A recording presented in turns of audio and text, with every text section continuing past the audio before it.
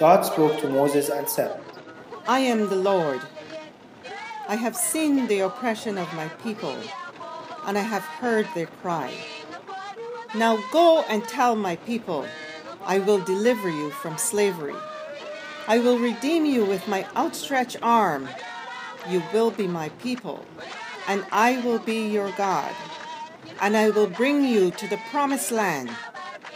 Then go to Pharaoh and say to him, let us go worship our God in the wilderness. When the people heard that God was with them, they bowed down and worshipped.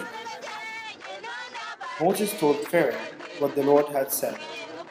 But Pharaoh said, Who is the Lord that I should listen to him? And he would not let them go. The suffering of God's people was now visited upon those who oppressed them. The great river filled with blood. The land was infected by frogs, gnats, and flies. But Pharaoh would not let the people go. Then disease fell upon the livestock and upon the Egyptians.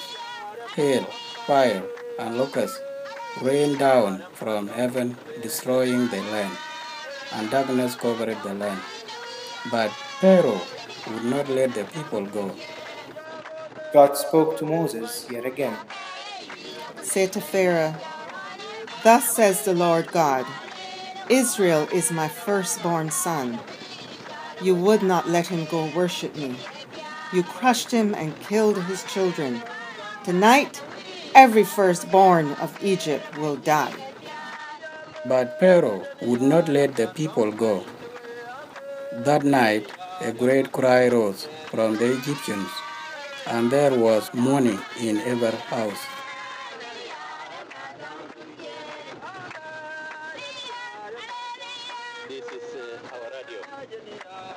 Pharaoh called Moses and said to him, Rise up and go! You and the Israelites, go! The Lord was with them. By day, the Lord guided them with a pillar of cloud, and by night, a pillar of fire.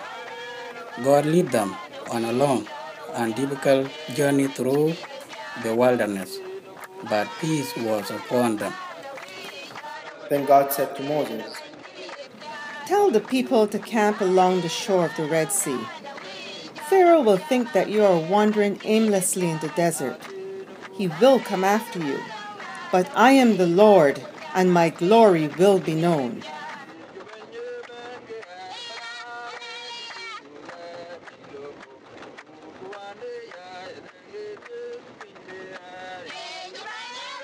Once the Israelites had gone, Pharaoh realized that the wealth of his nation had greatly decreased, and he said, What have we done letting Israel leave our service? Pharaoh and his army came after the Israelites. The people saw the army, and they cried out to God.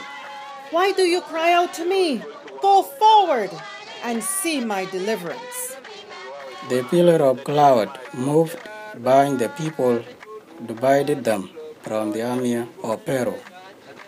Then the Lord drove back the sea all night with a strong east wind.